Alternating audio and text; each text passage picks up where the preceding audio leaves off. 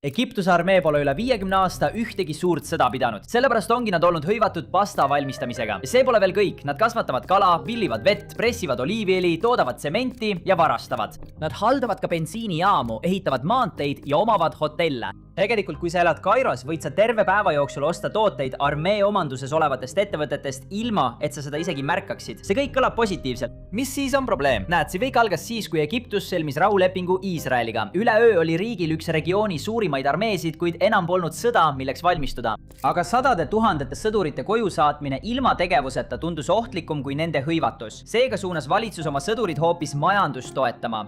Nad lubasid kindralitel ehitada ja müüa asju vastutasuks nende lojaalsuse eest. See oli aga õudusunenägu eraettevõtetele, sest sõjaväega konkureerimine oli peaaegu võimatu. Valitsus eelistas neid niigi ja lisaks sellele maksid sõjaväeettevõtted vähe või üldse mitte makse. Nad võisid ehitada ka kõrbealale, mida armee seaduslikult kontrollib, ja see on sisuliselt kogu Egiptus.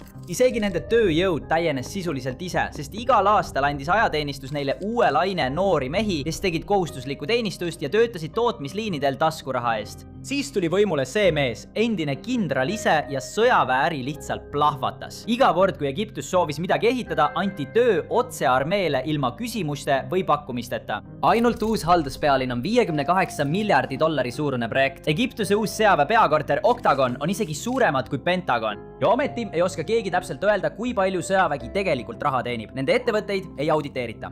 Suur osa nende tuludest jääb ametlikust raamatupidamisest välja ning isegi parlament hoitakse suuresti teadmatuses. Ajakirjanikud, kes on üritanud tõde välja selgitada, on sattunud vanglasse. Üks teadlane veetis 7 aastat vanglas ainult selleks, et talle määrataks veel 10 aastat riigisaladuste avaldamise eest. Saladuskatte all hoidmine on muutunud nii tõsiseks, et isegi IMF tahab vastuseid. Kui Egiptuse majandus jätkas halvenemist ja Kairo tuli tagasi küsides veel $8 miljardit päästepaketti, nõustus IMF, kuid ühe tingimusega, et nad peavad hakkama sõjaväefirmasid maha müüma ja andma erasektorile võimaluse konkureerida. Ametlikult ütles Egiptus muidugi jah, nagu alati. Abdel Fattah el-Sisi on lubanud sõjaväele kuuluvad ettevõtted erastada juba alates 2018. aastast. Sõjaväe juhitud bensiinijaamad ja pudelivee ettevõtted pidid olema esimesed, mis maha müüakse. Aastaid hiljem ootavad nad ikka veel, sest tegelikult ei olnud need ettevõtted kunagi lihtsalt ärid. Need on osa lojaalsusleppest. Need hoiavad Egiptuse kindralid jõukate, võimsate ja mis kõige tähtsam, lojaalsetena. Kui sellest impeeriumist liiga palju maha müüa, satub valitsus täpselt sinna, kus oli 1979. aastal. Kui sulle meeldivad sellised sõjaväelood, siis telli kanal allpool.